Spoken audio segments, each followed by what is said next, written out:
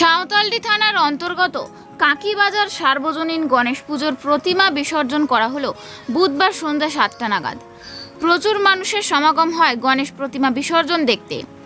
পুজো মণ্ডপ থেকে শোভাযাত্রার মাধ্যমে গান বাজনার সাথে সাঁওতালডি কাঁকিবাজার ও সাঁওতালডি উপনগরী পরিক্রমা করে সাঁওতালডি দত্তবাঁধ জলাশয় কাঁকিবাজার সার্বজনীন গণেশ পুজোর 17তম বর্ষের প্রতিমা বিসর্জন করা হয়।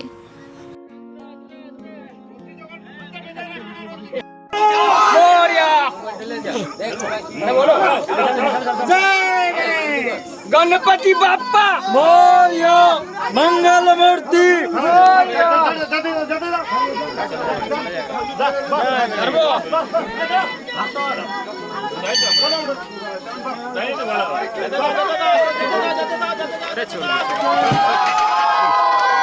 আস্তে আস্তে দিয়েছে।